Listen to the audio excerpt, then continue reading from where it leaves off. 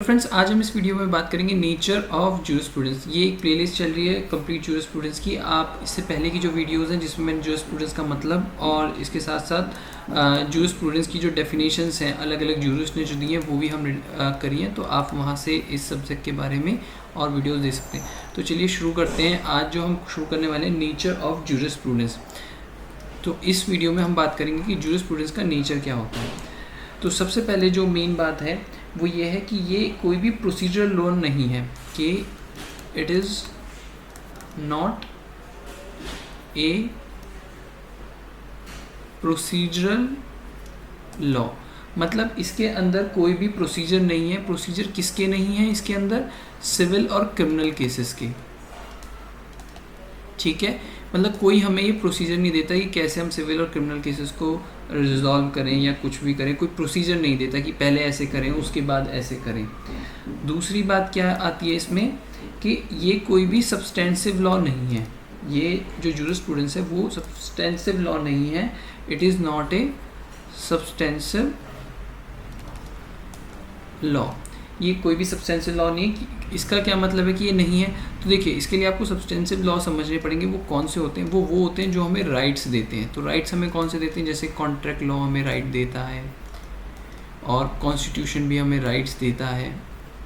Constitution law हमें right देता है ना, ठीक है। तो ये वो नहीं है, ना तो ये कोई प्रोसीजर बताता जूरिस्प्रूडेंस, ना ही कोई सब्सटेंसिव लॉ हमें देता है, ठीक है। तो ये किसी भी इंडिविजुअल्स को कोई राइट नहीं देते। तो हम तीसरा पॉइंट लिख सकते हैं कि it does not provide rights to an individual, ठीक है। तो ये कोई हमें राइट भी नहीं देता है। उसके बाद क्या है, ये क्या है इसका मेन फंक्शन, क्या मेन है इसका? तो इट गिव्स अस नॉलेज। ये हमें नॉलेज देता है। किस चीज़ की नॉलेज देता है हमें? About the basic principle of law. Basic principles of law. तो हमें सिर्फ ये बेसिक प्रिंसिपल ऑफ लॉ देता है, ठीक है। पांचवी चीज़ क्या आती है कि it is a uncodified law. ये एक अनकोडिफाइड लॉ है। तो अब आप पूछोगे, दो तरह के लॉ होते हैं, एक कोडिफाइड लॉज होते हैं और एक अनकोडिफाइड लॉज होते हैं। तो जो अनकोडिफाइड होते हैं वो होते हैं जिनमें मतलब कोई कोडिफिकेशन नहीं है, कोई सेक्शंस वगैरह कुछ भी नहीं है।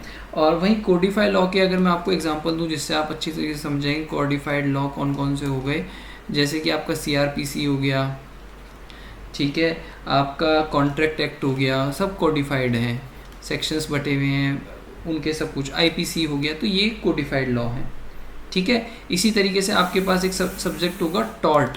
तो टॉर्ट भी एक अनकोडिफाइड लॉ है, ठीक है। तो अगर हम इसे अब पूरी तरीके से एक बार में समझें जो नेचर ऑफ वो है, नेचर ऑफ जूरिस्प्रूडेंस को इस वीडियो से, तो ये कोई भी प्रोसीजर लॉ नहीं है। ये हमें कोई प्रोसीजर नहीं देता। जैसे सिविल क्रिमिनल लॉ के लिए प्रोसीजर होते हैं, कोई भी प्रोसीजर नहीं देता, प्रोसीजर नहीं मिलते इसमें हमको, ठीक है। इसके बाद ये सब्सटेंसिव लॉ नहीं है। मतलब ये सब्सटेंसिव लॉ का मतलब क्या नहीं कि ये हमें कोई राइट्स नहीं देता, कोई भी हमें राइट्स नहीं मिलते। It does not provide any right to an individual. ये सबसे ज़्यादा ज़रूरी है अच्छे से लिखना, जिसमें आप ये भी लिख सकते हो कि राइट्स कौन से लॉज देते हैं, जैसे कॉन्ट्रैक्ट है, कॉन्स्टिट्यूशन है। It gives us knowledge about basic principle of law. ये हमें क्या देता है? सिर्फ एक नॉलेज देता है बेसिक प्रिंसिपल ऑफ लॉ, कि लॉ कैसे फंक्शन कर रहा है, कैसे ड्राइव्ड हुआ, बस ये एक अनकोडिफाइड लॉ है। कोडिफाइड लॉज कौन से होते हैं? CRPC, कॉन्ट्रैक्ट एक्ट, IPC, वो बाकी सारे कोडिफाइड है। और इसी तरीके से हमारे पास टॉर्ट एक सब्जेक्ट है जो हम आगे भी डिस्कस करेंगे जब हम नई सीरीज शुरू करेंगे, नई प्लेलिस्ट।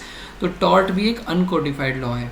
तो इसी तरीके से ये आप 5 पॉइंट्स इसमें अच्छे खासे लिख सकते हैं जब आपके लिए पूरा जूरिस्प्रूडेंस का क्वेश्चन आएगा, और साथ में आप इसे समझ भी सकते हैं नेचर ऑफ जूरिस्प्रूडेंस को किस तरीके से याद रखना है। अब एग्जाम पॉइंट ऑफ व्यू से अगर आप इस वीडियो को देख रहे हैं तो सीधा सा प्रोसीजरल लॉ नहीं है, सब्सटेंसिव लॉ है, और इंडिविजुअल्स को राइट नहीं देता है, और बेसिक प्रिंसिपल ऑफ लॉ बताता है, और ये एक अनकोडिफाइड लॉ है। तो आप इसे अच्छे से याद कर लीजिए।